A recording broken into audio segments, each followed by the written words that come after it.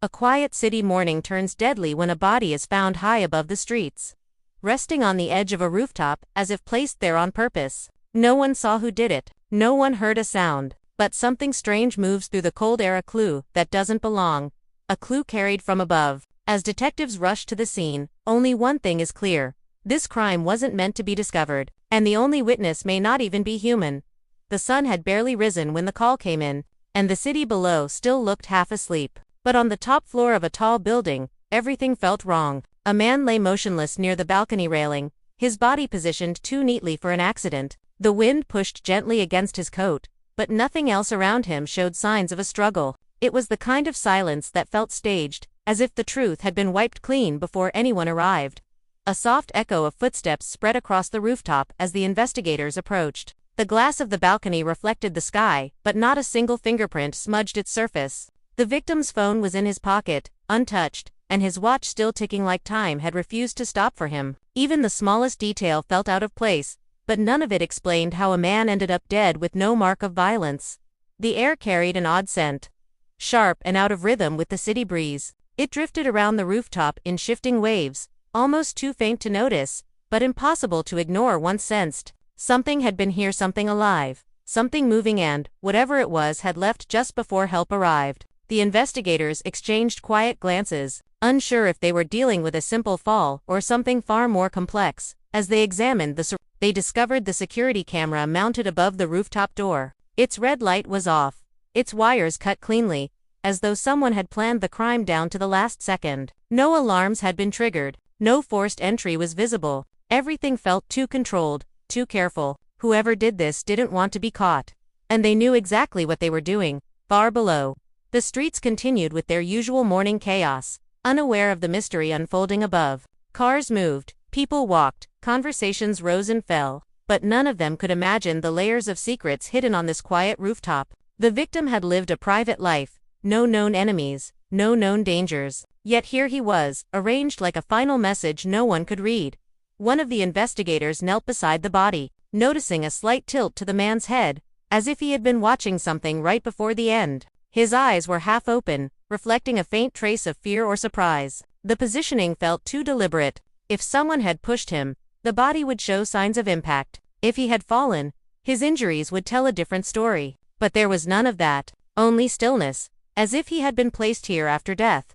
A sudden gust swept across the rooftop, carrying with it a fluttering sound that vanished before anyone could pinpoint it. It echoed like wings, quick and light, then gone. The moment was so brief that it felt imagined, but it left behind a chill that crawled across the skin. Something had been watching, something had flown away, and the rooftop no longer felt like a simple crime scene. It felt like the start of a puzzle, built far above ground level. As the investigators stood in silence, piecing together the first clues, it became clear that this death wasn't an accident or a moment of panic. It was a message, a warning, and its sender had escaped before dawn broke over the skyline. The truth was still out there, drifting somewhere between the rooftops and the rising sky.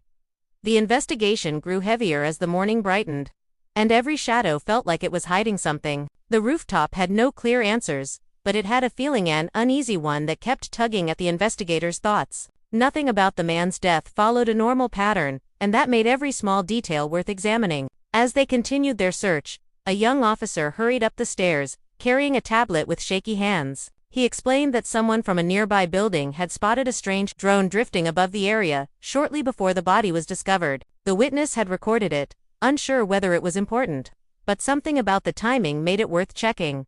The tablet displayed a blurry video, recorded from a balcony across the street. At first, it looked like any other drone flight, a small shape gliding through the air with a steady mechanical hum. But as the video zoomed in, the drone appeared to jerk suddenly, as if reacting to something unseen. A dark shadow moved near it, quick and sharp, and then vanished before the camera could focus. Right after that strange movement, the drone tilted sideways and flew off in a rush, almost as though it had been startled by something unexpected. The investigators stared at the screen, drawn in by the brief, mysterious shape. It didn't look like a person, and it didn't move like a machine. It moved with an unpredictable rhythm, something alive. The witness had assumed it was just a bird, but the speed and the angle of the shadow didn't match any bird common to the city. It was too large, too swift, leaving behind a blur that seemed to ripple through the camera lens.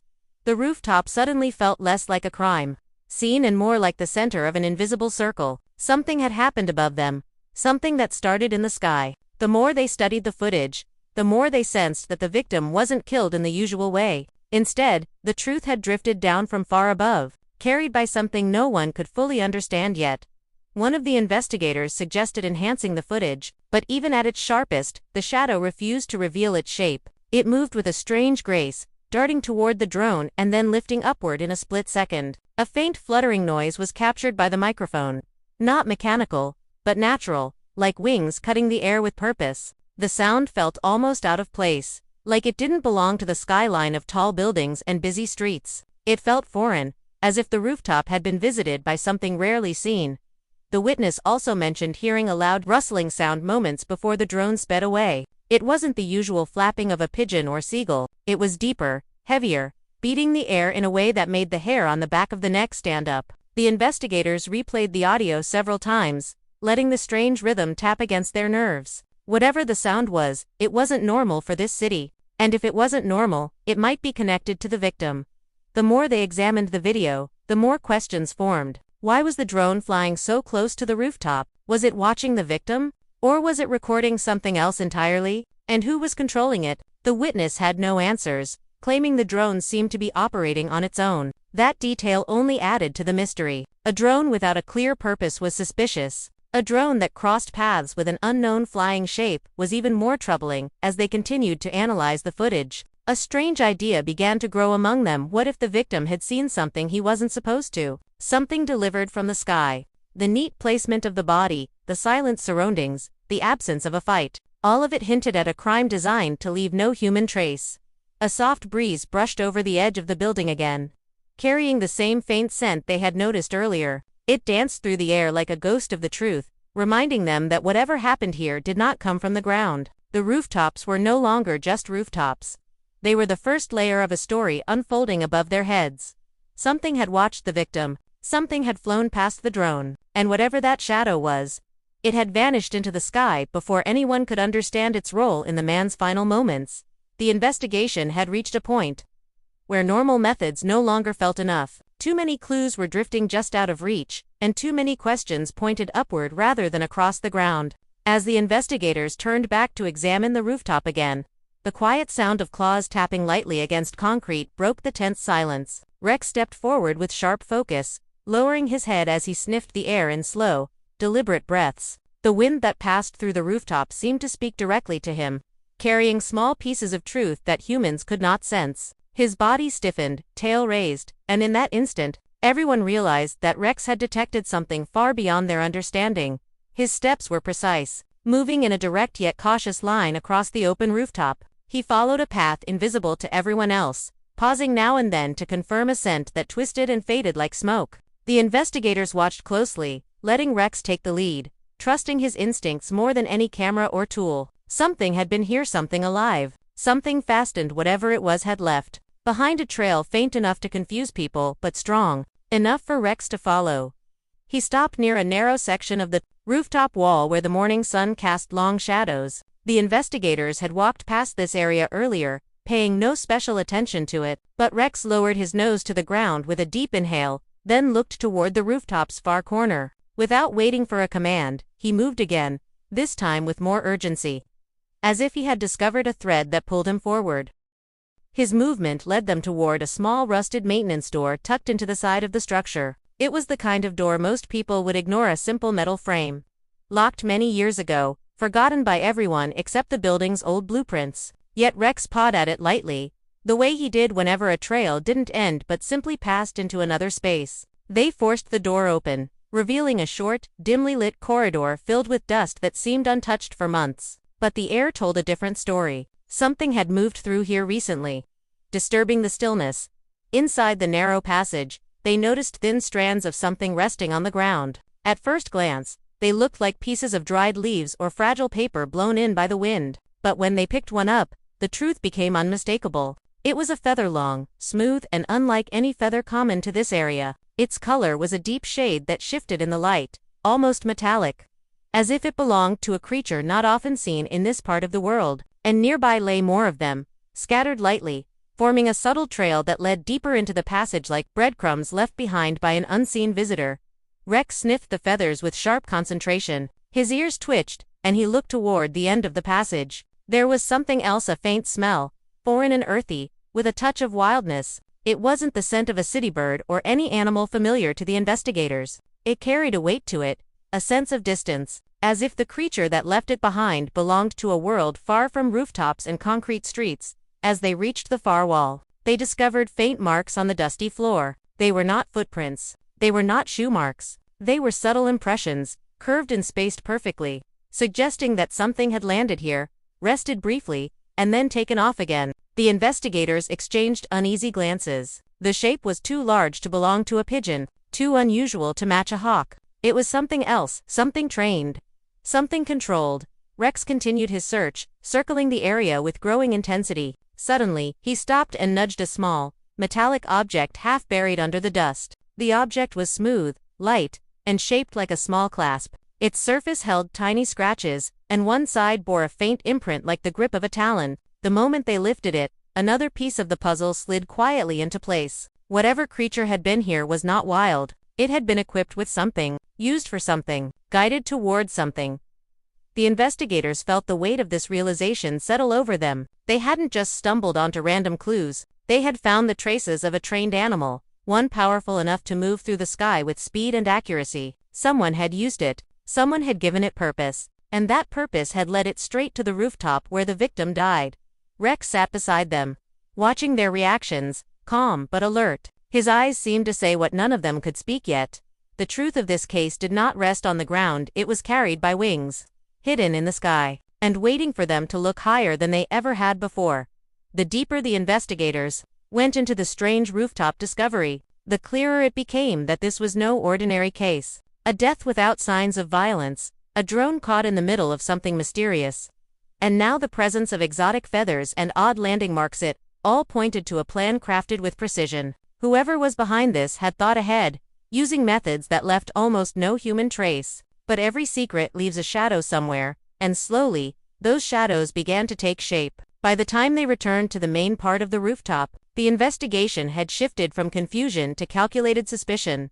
They began piecing together the victim's final day, hoping that somewhere in his routine, a door to the truth would open. Interviews with neighbors and building staff revealed that the victim lived a quiet, predictable life. But quiet lives sometimes hide the loudest secrets. A neighbor reported seeing a man on the rooftop 2 days before the incidents, someone who didn't live in the building. When questioned, the witness described him as restless, pacing near the edge as if waiting for something to appear in the sky. That small detail instantly raised alarms. People didn't go to rooftops to think anymore. They went there to hide or to watch.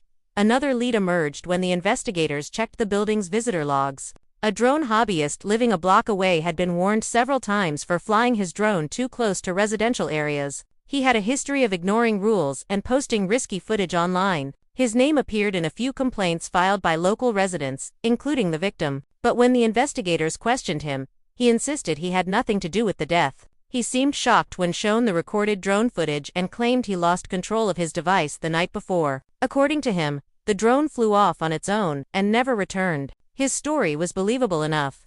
Yet the timing made him impossible to dismiss. Then came the strangest lead of all. A local exotic animal smuggler known for trading rare birds. His activities were well hidden, but not well enough to escape the attention of law enforcement. Rumors had circulated for months about a particular bird he owned, large, powerful, highly trained, the kind of bird capable of carrying objects and responding to commands. The feathers found in the maintenance passage matched the description of the species he was suspected of keeping. If the smuggler had used the bird for delivery or distraction, it could easily explain the shadow seen in the drone footage. But motives mattered, and so far, none of the suspects had a clear reason to harm the victim. That changed when the investigators searched the victim's apartment. Inside his desk drawer, they found a small envelope filled with notes about illegal deals happening around the neighborhood. He had been quietly gathering information, recording details, and writing down names he suspected of wrongdoing. Among those names was the exotic animal smuggler. It seemed the victim had been watching him from afar, taking notes that could expose his operations. If the smuggler discovered this, he might have had every reason to silence the victim. Still, there was another person who couldn't be ignored. The victim's closest neighbor, who lived directly below him, had a long history of arguments with him. Their disputes had grown bitter over time, noise complaints, parking issues, even accusations of spying. The neighbor had been seen near the rooftop multiple times, often late at night, and when questioned, he grew defensive and anxious, answering each question with too much detail or not enough. His behavior didn't give the investigators confidence. If jealousy, anger, or revenge played any role in this case, he was more than capable of acting out of sudden rage. But the investigators didn't want assumptions, they wanted patterns. They studied each suspect carefully, comparing motives and opportunities. The drone hobbyist had access but no clear reason. The smuggler had motive but denied ever approaching the rooftop. The neighbor had emotional tension but lacked any connection to the feathers or the drone. And somewhere, floating between all these possibilities, was the strange presence captured in the sky, a creature moving with purpose at the exact moment the victim died. As the list of suspects grew, the investigators realized they were dealing with a puzzle built from separate worlds: technology, jealousy, smuggling, secrecy, and nature itself. Each piece connected not by chance, but by someone's careful design. Someone had planned a crime so unusual that it forced them to look at suspects from every direction. Both grounded and airborne. Rex sensed the tension growing and paced slowly along the rooftop's edge, his ears shifting with every passing sound. The case had layers: human layers, hidden layers, and a much darker one hovering just above. The truth was coming into focus, but not fast enough. And the more they studied their suspects, the more they felt that one of them wasn't just connected to the crime. They were watching the investigation unfold, waiting for the moment when the clues aligned and pointed straight at them.